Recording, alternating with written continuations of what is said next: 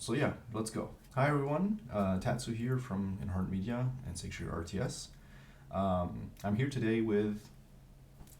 So, hey, my name is Connor, and I am the solo developer and single employee of Underground Alien Studios, and I'm developing a game called Hive Defender that's kind of a mix between real-time tactics and some tower defense elements. Yeah. Awesome. Let's just start with how you got into this. Tell me about it. I was thinking about it, and I really think that my journey as like a game developer began in the backyard when I was like 3 years old and I picked up a stick and suddenly there were dragons in the sky, right? And me and my friends invented a game together. I think that creating games to play with your friends is like a real natural part of just what humans do, you know? But Yeah, finding a way to express that in a more refined way took a long time. In I know what fourth you mean. grade, I started playing Dungeons and Dragons a lot. Yeah. But it turns out I don't actually like playing Dungeons and Dragons that much. I like drawing maps and being the dungeon master and Right. like writing stories. And so, I mean, in fourth grade, I started doing this for like an hour, 2 hours a day, just like obsessively drawing maps and worlds and whole planets and writing terrible stories. I mean, they were made by a fourth grader, like they're bad, you know? Yeah, But but I imagine like your crew was happy to have such a dedicated game master. yeah, sure. I mean, half of it never saw the light of day, you know? But Uh, yeah. and then I was real lucky in high school. I had a high school teacher that taught programming classes, and they had sort of like these two classes that you could take. It was like beginner programming and intermediate programming. And then after I finished these two classes, he just sort of like set up another class for me and this other kid to take. And then the other kid graduated, and he just set up a whole other class. So I was like the only person in the class taking this programming thing just because I loved it. And he was such a dedicated teacher. I mean, he was really you know, Yeah, I know what you mean. There's like some of the good teachers that you can run into can really be like turning points for your life. I know what you mean. Yeah. Yeah, I mean, and yeah, so for me, I guess game dev was basically, you have some seed that gets started that you enjoy, you like playing with your imagination, and then you find some rule sets like D&D to help like expand that, and then you find one teacher who takes that seed and just spends the time to nourish it and teaches you the skills that you need to do something with it. Yeah. Awesome. Awesome. Yeah. And If you're like listening to more. this, Mike Dickens, you're the man. Shout out. Yeah. And so that was kind of like I would say the incept, but more recently, if you wanna talk about that, Oh. how did it like really all click and then get started and also go into detail about your experience there. At some point, you learn about like Unity because YouTube will suggest a couple coding tutorials, every once in a while if you're just interested in this kind of thing. That's And I right. think this guy, I don't know how to pronounce his last name, Sebastian. I always call him Sebastian League in my Oh, head, but special it's log. like, is that it? Yeah, that's the guy. Well, that's how I pronounce it. Everybody has a different pronunciation for it, but yeah, yeah. Well, it's I definitely go not like that. League. So, oh, Yeah, he's so good, man. yeah, yeah, yeah. And and you can tell that he enjoys it. Mhm. I mean, it's like watching Bob Ross paint or something. Like Yeah, he's very skillful and calming and just having a good time. And you yeah, watch it and you're like, yeah, I could have a good time doing that too. yeah. So I don't know. I picked up Unity and played around, and I was studying like a little bit about like because he has this video about Boyd behaviors, Hmm. and I was sort of interested in Boyd behaviors in the context of like schooling fish. Um, then I was making these 3D models because I was getting a 3D printer, and I sort of been playing around with Blender and 3D modeling.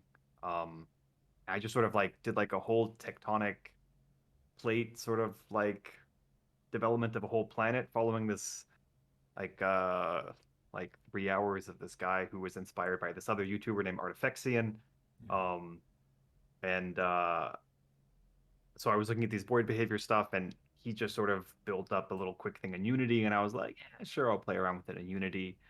And then I was learning a little bit map making algorithm because I wanted to see how the Boyds would sort of like how a school of fish would sort of behave inside of like a compressed environment, like a maze, right? Mm. Because like Mm. normally fish schools are always spinning around like this, and I wanted to see, how that would kind of look like, and then bam, a game just popped out of me, right? I mean, I needed a way to spawn some new whatever, and I wanted the walls to be destructible so that like, I could somehow like change it on the fly.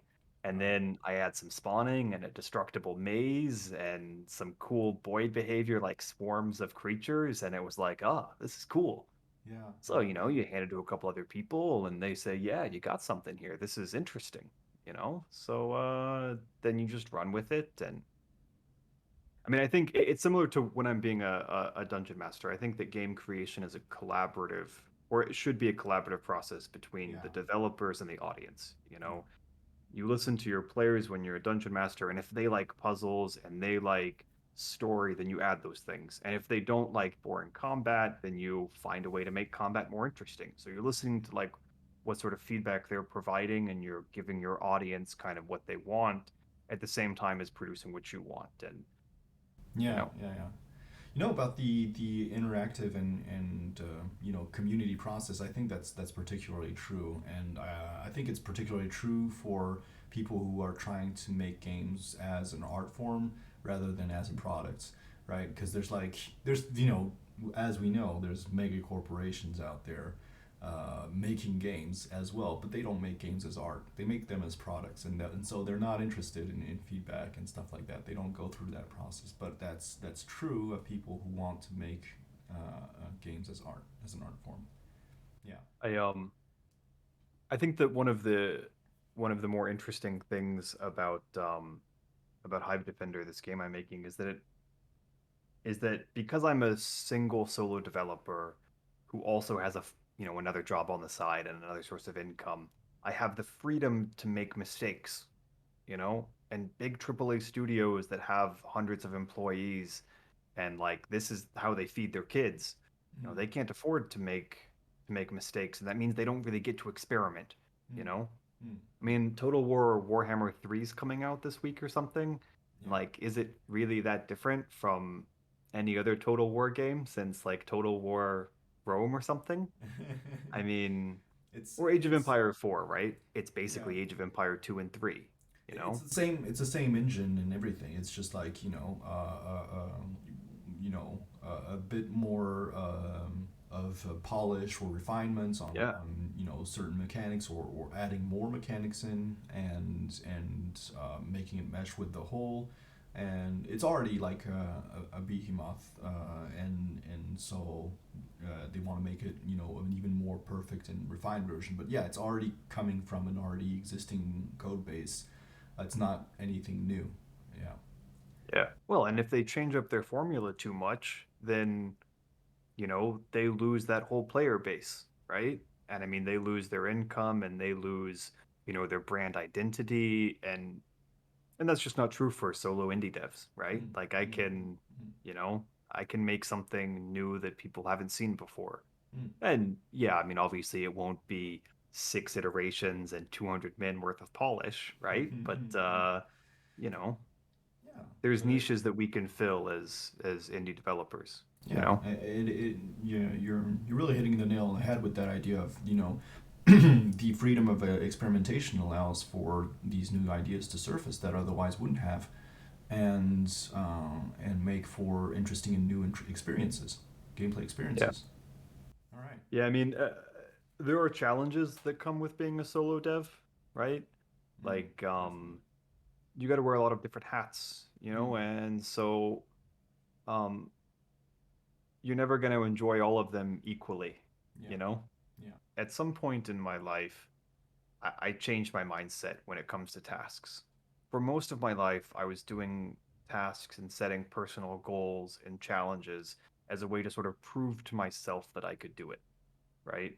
And I would finish a task in my head once I knew that I was capable of doing it, once I had skills. And at some point, 4 or 5 years ago, maybe, it occurred to me as I was finishing these things that actually I don't have the skills to finish like a project. What I lacked was the the discipline and the motivation and the ability to trudge through the boring parts for weeks at a time until you finish it off at the end. And I changed my whole approach to like figuring out what I need mentally, right? Like I need to make sure that I don't burn myself out. I need to make sure that I have a fulfilling life outside of, these hobbies or interests or these goals, whether those are professional or hobby related or whatever, right?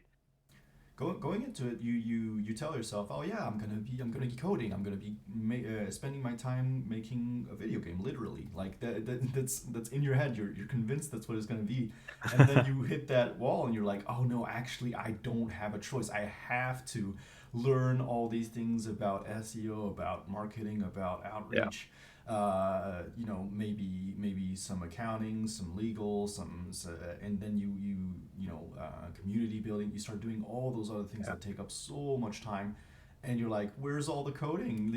I thought this was gonna Yeah. be just coding. Yeah.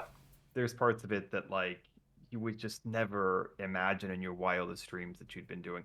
I had to, as part of the company in order to like launch a Steam page in Sweden, which is where I'm living these days, even though I'm from the States.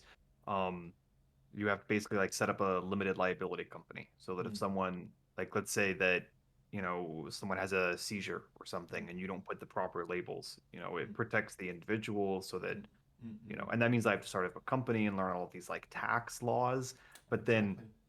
in the US you have to pay taxes on anything you earn overseas above a certain amount. So Mm-hmm. like I'm dealing with the IRS and like forming Mm-hmm. companies in foreign countries, and I mean that stuff takes like Yeah. weeks. Like that's Yeah. it's just not fun, man. Yeah. Like, Yeah. you know. Yeah. Yeah. But Yeah. the little frustrations along the way make the rest of it more interesting. Mm. Yeah. Yeah. Yeah. Reminds me And why I do coding and not yeah. not finance. Yeah. Yeah. Yeah. Yeah, but this is good for people to know. I think like they should know.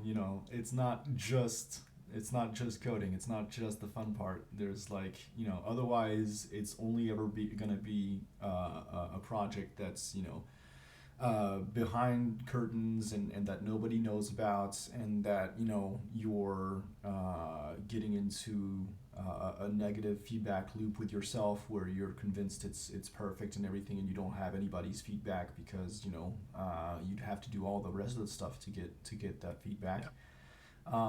So yeah, yeah, it's Oh, but there's also nothing necessarily wrong with that. Like if yeah, someone wants to have their passion project as like a yeah, side hobby, as like just a creative outlet, I mean, yeah. I really like drawing flowers, but like I don't show anyone because, Yeah, you know, yeah, yeah, yeah. No, absolutely, absolutely. yeah.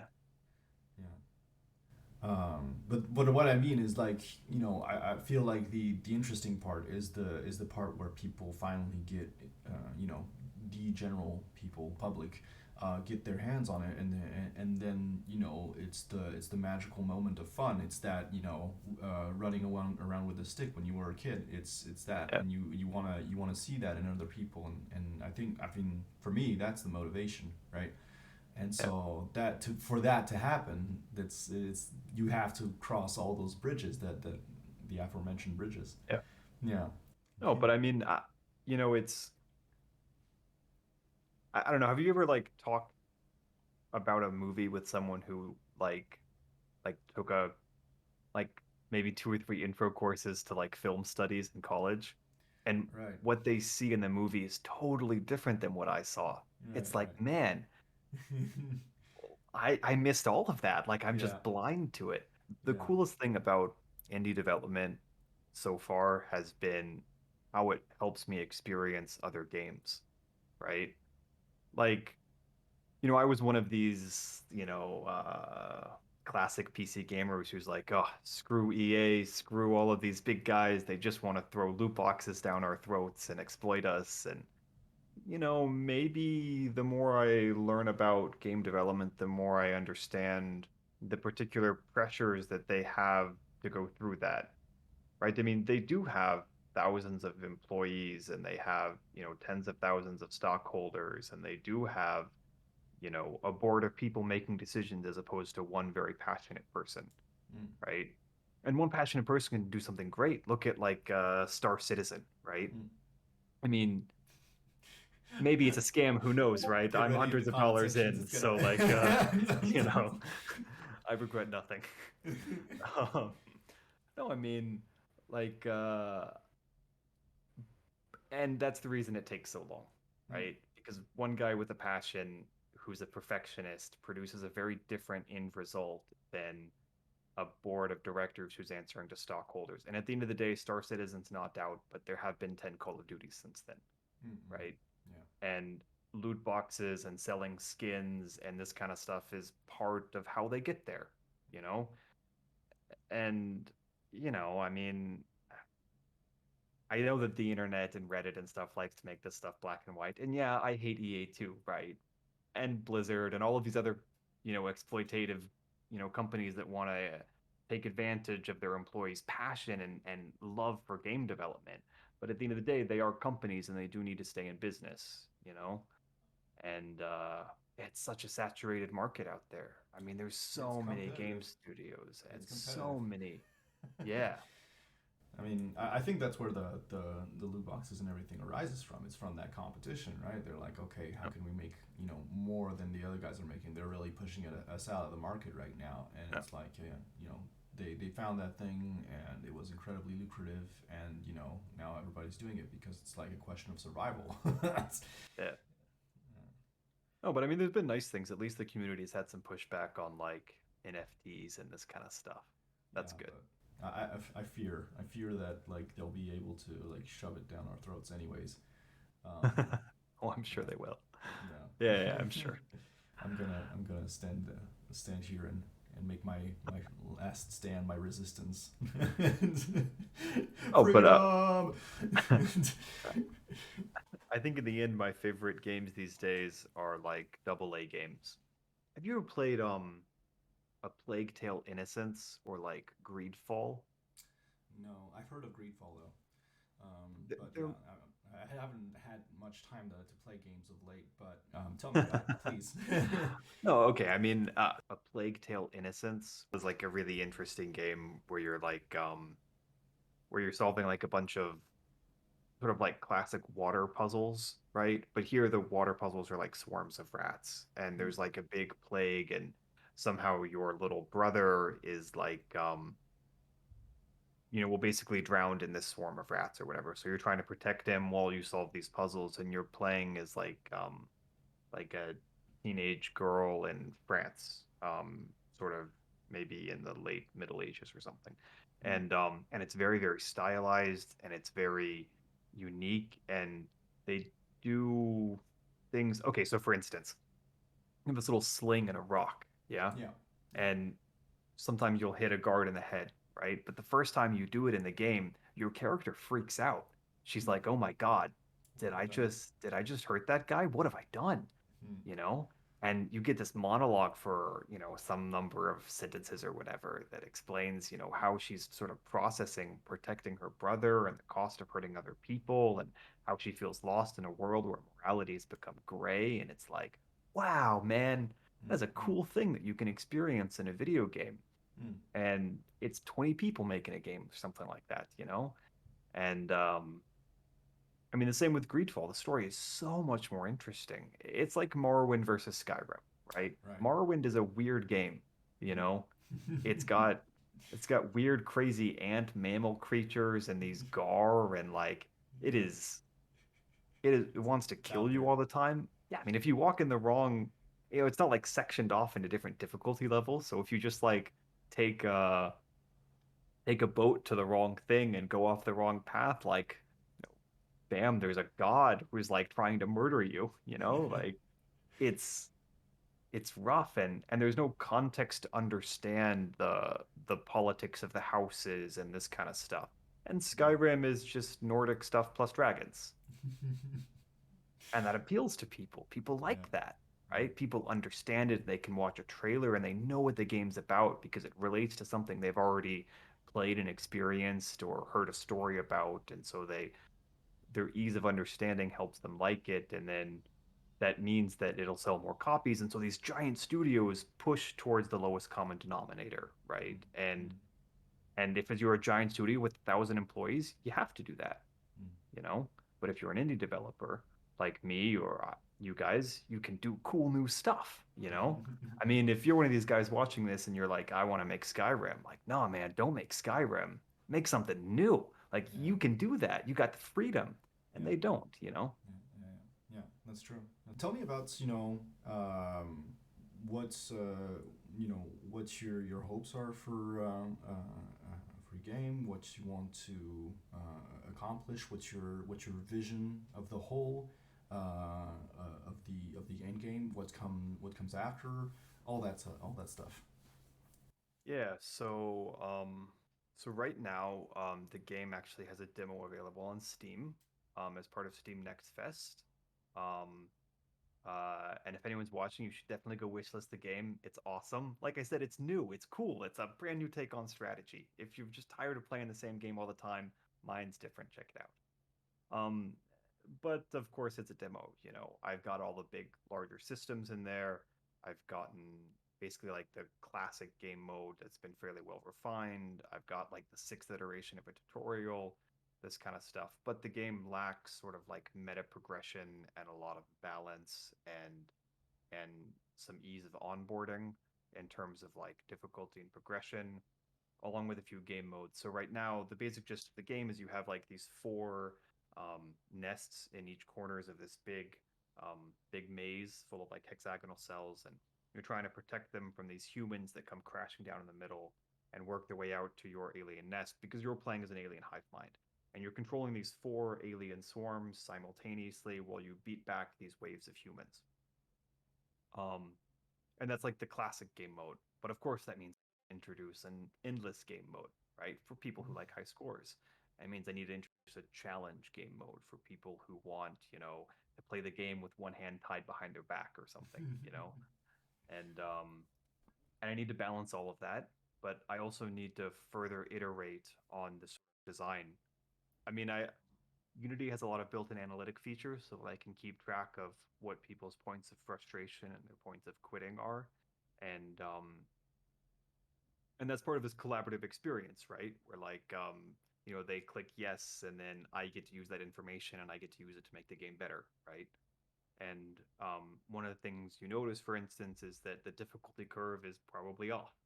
You know, you expect the funnel to sort of look like this as people are developing, growing skills, but maybe the first difficulty zero is way too easy, you know?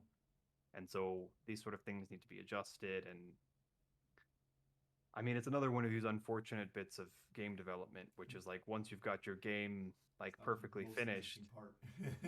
yeah, actually you just need to spend 2 more months doing polish, right? Yeah. So so I'll do that, and especially that's true for the multiplayer game modes. So right now there's already this online co-op experience, but I think that there needs to be some changes to how, because right now the game was all very balanced around four, like one person controlling four different alien swarms, which is really taxing. It's a big like cognitive load. And when you switch to basically the co-op mode, they each control two different alien swarms, and this really changes what you can do and what you have the cognitive ability to like set up maybe more complicated traps or all these different perks in the game that interact. So like dropping bombs, or maybe you have like a sniper perk that lets you shoot from further away, but you also have a perk that makes your bullets freeze people. So if you have the free cognitive load, then you can combine these perks so that you freeze all of the enemies on top of some bombs and then explode the bombs on top of them, you know? And quite frankly, if you're controlling four swarms, there's no chance you're going to be able to do that. It's very difficult, you know. And so that means that there's a lot of balance passes that still need to go through. I also do have a full-time job. I'm working on a PhD in physics, right? And Damn. How do you yeah, find the time? well, that's what I was gonna say. Is free time is not there's not a lot of it, you know. Mm, And luckily, I'm a very passionate person. I mean, you can tell from the way I talk about it. I mm, love game development. It's mm, so cool. mm, It's like logic and art and sound design and visual design and UI design and working together with all of these people. It's really cool, you know? So luckily I've got the umption to keep going, but it does mean that I can't get things out as quickly if I didn't have a larger team, and you Yeah. won't see me on Reddit anytime soon being like, I Mhm. quit my job with no backup so that I could do whatever, Yeah. Yeah. yeah, I'm just But not that kind that's, of guy. I mean, I say that, but that's what I did. But like, I mean, I didn't. Anyways, beside the point. I did have backup.